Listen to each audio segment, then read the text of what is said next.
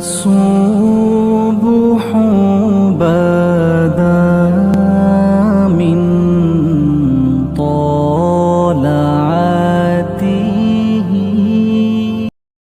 رومی نے ایک لطیفہ لکھا ہے، وہ بات سمجھاتے ہیں لطیفہ لکھ کے. حضرت رومی کہتے ہیں ایک بادشاہ تھا، تو اس کو یہ بڑا اس کے ذہن میں بات بیٹھ گئی تھی کہ منحوس ہوتے ہیں لوگ. وہ اکثر ایک ہفتے میں ایک دفعہ شکار کھیلنے جاتا تھا.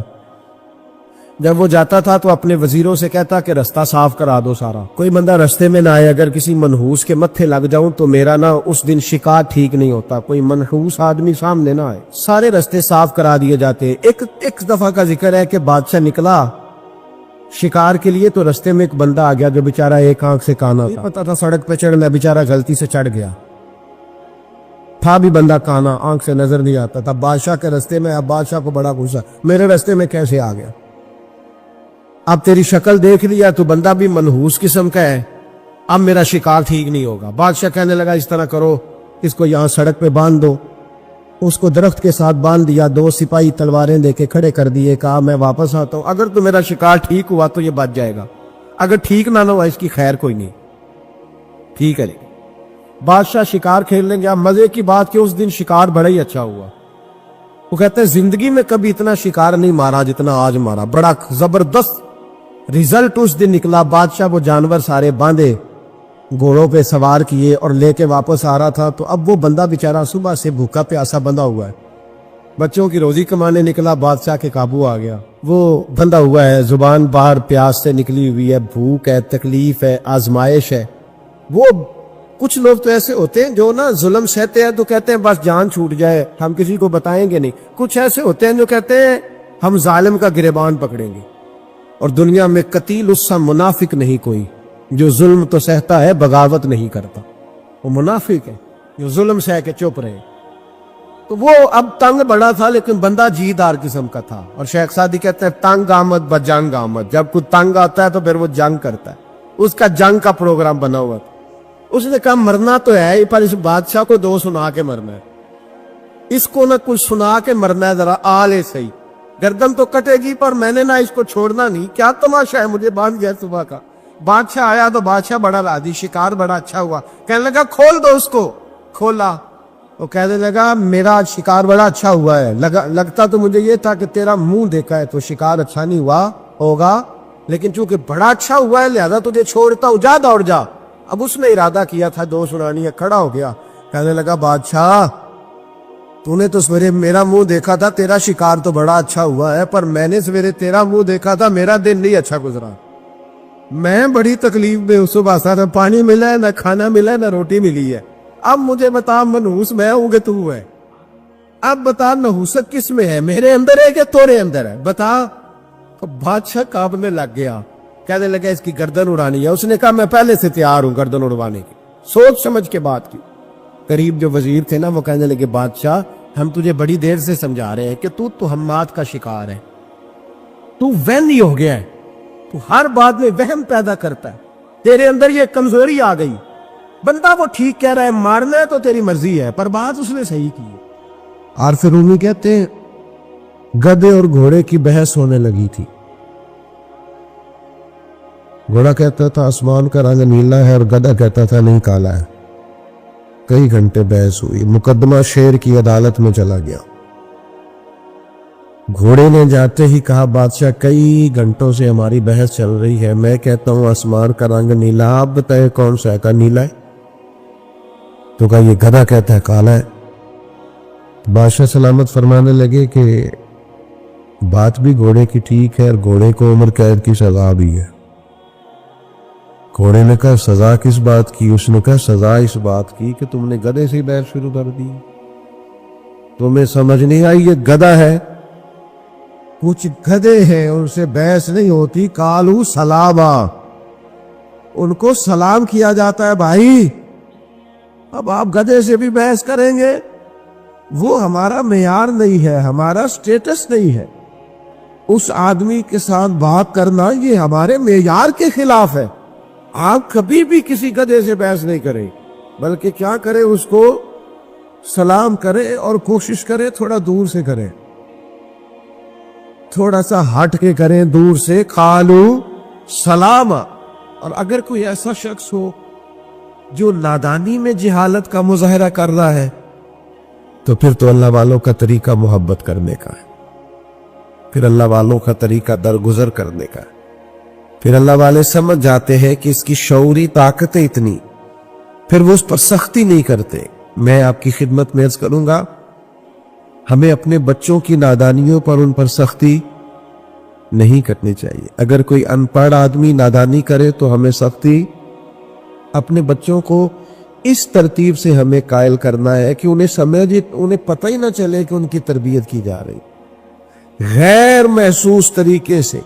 جب 15 لوگوں کے بیچ بیٹھ کے ہم اپنے بچے کا شکوہ کرتے ہیں نا کہ دیکھو جی باقی تو سارے ٹھیک تھے، یہ نالائق بھی ہے، نافرمان بھی ہے، ضدی بھی ہے، تو آپ اسے پکا کر رہے ہیں ضد پر، آپ اسے نالائکی پر پختہ کر رہے، آپ اس کا ذہن بنا رہے ہیں بغاوت والا، خدا را۔ ہمارے بچے، نبی کریم علیہ السلام کا طریقہ مبارکہ یہ تھا کہ اگر کبھی کسی شخص کی شکایت آتی تو سرکار اس خوبصورتی کے ساتھ اصلاح کرتے، اس پیار کے ساتھ سمجھاتے۔ میں کیا کروں، میری ملت کا جوان برا نہیں ہے، اس کے باطن میں گناہ نہیں ہے، یہ تو بدلنا چاہتا ہے، یہ تو ٹھیک ہونا چاہتا ہے۔ جس کلین شیپ نوجوان کو آپ روز چوک میں کھڑا ہوا دیکھتے ہیں نا، اس کے قریب جا کے کبھی حضور کا نام لینا اس کی آنکھیں نور سے بھر جاتی ہیں۔ یہ کیا سمجھ لیا ہے کہ یہ اگر بظاہر کسی وقتی شرارتوں کا شکار ہے اور دنیا کے کسی جو ہے وہ میلے ٹھیلوں کا شکار ہے تو یہ بالکل دور ہو گیا ہے۔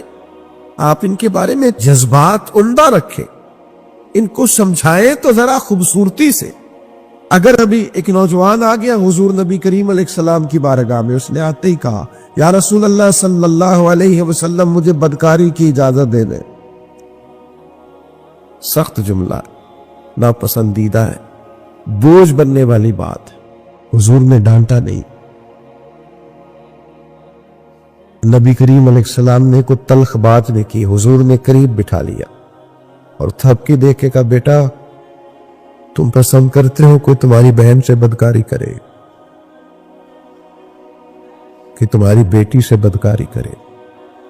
باقی جو رشتے ہیں، ماں ہے، خالہ ہے، پھپھا ہو، ان کے لیے تم پسند کرتے ہو؟ اس نے کہا سوال ہی پیدا نہیں ہوتا، جرت ہے کسی کی؟ تو محبوب فرمانے لگے جن سے تم بدکاری کی اجازت مانگ رہے ہو کسی کی تو بیٹی ہوگی، بہن بھی ہوگی، کہیں وہ خالہ بھی ہوگی، پھپھو بھی ہوگی۔ وہ رشتوں کے سارے تقدس جو تمہارے گھر کی خواتین کو حاصل ہیں وہ اسے بھی تو حاصل ہوں گے۔ جب نبی کریم نے یہ بات بیان کی تو کیا انداز تھا اور کیا شفقت تھی، اور اس کے کندھوں پر میرے محبوب کا دست کرم تھا۔ چند آنسو فوراً اس کی آنکھوں سے ٹپکے، وہ آنسو تھے کہ وہ سیلاب بن کے ہر چیز کو دھو گئے۔ فوراً عرض کرنے لگا یا رسول اللہ آج کے بعد خیال بھی پیدا نہیں کروں گا، آج کے بعد توجہ ہی نہیں کروں۔ او بھائی، کبھی کوئی اپنا نادانی کرنے لگے اس پر شفقت کی جاتی ہے نا، اس کا ہاتھ پکڑا جاتا ہے نا، اسے گمراہی سے بچایا جاتا، اس کے لیے اپنے محبت کے جذبات کو کھولا جاتا ہے۔ خدا را اگر کوئی اپنا، حضرت ابو ذر غفاری رضی اللہ تعالیٰ عنہ فرماتے کسی معاملے میں میں نے سخت جملہ کہہ دیا تھا سیدنا بلال حبشی کو، تو محبوب نے نام نہیں لیا، حضور نے فرمایا کیا ہو گیا لوگوں کو، ابھی بھی جاہلیت کی باتیں کرتے؟ کسی کو اس کی ماں کا نام لے کے کہ تو ابشن کا بیٹا ہے آر دلاتے؟ یہ کس نے ذروں کو ملایا اور صحرا کر دیا؟ یہ کس نے قطروں کو ملایا اور دریا کر دیا؟ یہ کس کی حکمت نے یتیموں کو کیا در یتیم اور غلاموں کو دنیا بھر کا مولا کر دیا؟ کس نے جرت کی ہے بلال سے یہ کہنے کی؟ حضرت ابو ذر فرماتے ہیں اور تو کوئی نہ سمجھا تو میں تو سمجھ رہا تھا نا۔ پھر میں اٹھ کے سیدنا بلال کے پاس گیا اور میں نے کہا اٹھاؤ نا اپنے قدم اور رکھو نا میرے سینے پر، اور میں لوگوں کو بتاؤں کہ اللہ تعالیٰ نے اب تمہیں عزت کتنی عطا فرما دی۔ وہی حضرت ابو ذر غفاری ہیں کہ ایک مقام ایسا آیا بعد میں کہ جس قیمت کا لباس انہوں نے پہنا ہوا تھا اسی قیمت کا ان کے غلام نے بھی پہنا ہوا تھا۔ یہ جو آج بہت انسانیت کا درس دیتے ہیں نا لوگ، بیچارے رو رو کے غریبوں کی باتیں کرتے ہیں، ان سے کبھی پوچھیں آپ کے اور آپ کے ڈرائیور کے کپڑے ایک قیمت کے ہوتے ہیں؟ نبی کریم علیہ السلام نے تو فرمایا تمہارے غلام تمہارے بھائی ہیں، جیسا خود کھاؤ ویسا انہیں بھی کھلاؤ۔ یہ ابن ماجہ میں موجود ہے، جیسا خود پہنو انہیں بھی پہناؤ، ان کی طاقت سے زیادہ ان پر بوجھ نہ ڈالو، اور اگر بوجھ ڈالو تو ان کے ساتھ کام میں شریک ہو جاؤ۔ تو اپنا اگر کبھی کوئی نادانی کرے تو آپ کا سینہ کشادہ ہونا چاہیے، بڑا ہونا چاہیے، وسیع، اور یہ آپ کو ان اولیاء کی درگاہوں سے ملے گا۔ حضرت خواجہ فخر جہاں دہلوی ایک زمانہ عقیدت مند تھا حضرت علیہ رحمہ کا۔ اچھا یہ بھی یاد رکھنا 100% لوگوں کا عقیدت مند ہونا ٹھیک نہیں ہوتا، یہ 90-95% ہی ٹھیک ہوتا ہے، ہاں ورنہ نظر لگ جاتی ہے۔ یہ تھوڑا بہت جو 2-4 لوگ ہوتے ہیں نا، یہ بھی بیچارے کسی مخلوق میں حکمت کا تقاضا ہوتے ہیں۔ لیکن میری ایک گزارش رہتی ہے اکثر طلباء سے، یہاں تو جو کہ بزرگ علماء بیٹھے ہیں ان سے تو میں کیا کلام عرض کروں گا، طلباء سے میں اکثر کہتا ہوں یار 100 لوگ جمعہ پڑھنے آئے تمہارے پیچھے، 2 تمہارے مخالف ہیں، 98 تو محبت والے ہیں نا، پر تم نے ساری تقریر 2 پہ ہی کر دی ہے۔ ایک ہندو نے نا کتاب لکھی ہے حضور علیہ السلام کے سیرت مبارکہ پر، ہندو نے، وہ ہندو کہتا ہے کہ میں نے نا عجیب منظر دیکھا ہے عرب کے لوگوں کا۔ ہندوؤں نے نا بڑا خوبصورت میرے محبوب کے بارے میں لکھا ہے۔ ایک ہندو نے جب حضور کی سیرت پر کتاب لکھی تو کچھ لوگوں نے کچھ اشعار لکھے، تو لوگوں نے کہا تو ہندو ہو کے حضور پہ لکھتا ہے، ہندو ہو کے؟ تو اس نے بڑا عجیب جملہ کہا، کہنے لگا ہو جائے عشق کسی سے کوئی چارہ تو نہیں، اور صرف مسلم کا محمد پہ اجارہ تو نہیں۔